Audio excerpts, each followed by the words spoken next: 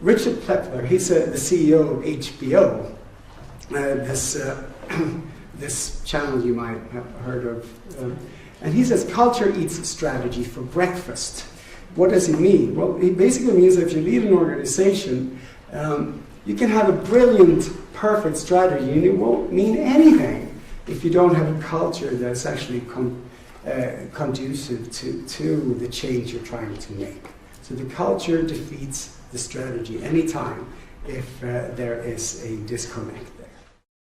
So culture can be many, many things, but for us to be able to speak about it intelligently and analyze it and change it, we need to have a common understanding. And so what I will do now is I will introduce you to one model of culture. One model of culture. It's not the only model of culture, but it is the most commonly used. It was a model of culture that was first proposed by Professor Edgar Schein. He's now a retired professor at MIT in the US. And here's the idea. It's simple enough. You have 3 levels. Culture, it consists of 3 levels. And it goes from what is most easy to see, but most superficial, to what is most difficult to understand, but most powerful. Now, consulting firms have since taken over this model, and I've noticed that very often they use this, and they use a metaphor of the iceberg, which I actually think is quite appropriate. And then you see something like this, that you have what you see, and then you have the stuff under the ocean that's very difficult to see. So let me give you a few examples. You can see sort of how this might come to life. Artifacts. What are those? That's everything. That it's what you see and what you smell as you walk into an organization. And this applies to national culture too. Stated values, that's what we already touched on. Sometimes we write it down on pieces of papers, we hang them on walls. This is what we say about culture. And we already touched on one potential problem with this, which is that it is what we aspire to be, perhaps, or what we might be on our very best day, but perhaps not from day to day.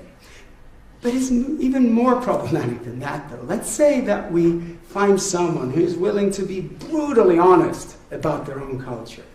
There is still a problem, and what is that? Well, that is that much of what is most important about a culture, it is so taken for granted by an insider of the culture that they can't even describe it. Why are these small things important? Well, because there will always be doubt. If you want to change something, and this is why when leaders come in and say, well, I just care about the big stuff, it's going to be a big new strategy, I'm going to change the compensation scheme, I'm going to rip the organization apart, it's very unlikely to work, particularly if you actually want to change people's mindset around it. You also need to change the small, and that's why these things that we sometimes make fun of, the value statements, etc., are so important, because it's making the small things and the big things point relentlessly in the same direction.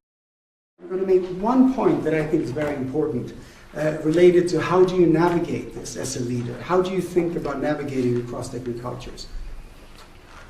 And if there's just one thing that you remember from the rest of this lecture, is this. I want you to, so there are 2 easy ways to think about culture, and I'd like you to avoid both. One of the, and then I'm going to go into a little bit how you can avoid them. One easy way is to take culture too seriously, to say that just because you've been to Sweden, you know everything there is to know about me. Now, the problem with that, probably obvious to you, is that while we are influenced by our culture, we're not programmed like robots in childhood. There are individual differences, even within national cultures. So that's one extreme to avoid, to take culture too seriously. The other extreme to avoid is not to take culture seriously enough, to say, well, aren't we just human? Aren't we here to get to know each other as individuals? To which I say, well, yes, that is the goal here. But I would submit to you that the best way to get there, to actually get to know someone who's now a stranger to you from another culture, the starting point is to figure out, well, how is that person's culture different from you? And how what is normal in that culture is different from you. And then you get to know the individual. So that's the idea of that I want you to take away from the next 10, 15 minutes or so. How you can work in this middle ground between understanding the importance of culture on one hand, but not taking it too seriously on the other. When we talk about culture, we always talk about stereotypes. Now, that might not be obvious, but when I say, when we stereotype, what we do is that we forget for a moment that there are all kinds of Indonesians, all kinds of Swedes, all kinds of Americans, and we talk about people as if they all behave the same way, right? We take a distribution and we collapse it into one observation. And we just forget for a moment that there are all kinds of people in a population. And that can be dangerous at times, and that's why we typically say that, well, we shouldn't stereotype. And don't get me wrong, the verb stereotyping is universally a negative word, and I'm not saying that it's not used that way. But stereotypes, on the other hand, brings us what we know about culture. If we didn't have stereotypes, we could only talk about each and every single individual.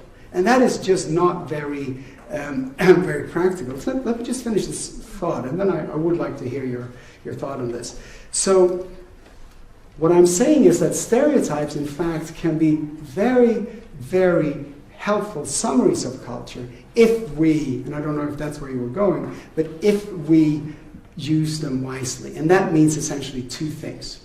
One, it needs to be an accurate description of what's normal behavior in a population. If it's not, then it's not a stereotype, then it's a myth. And second, we must never ever forget that it's only the starting point to get to know the person.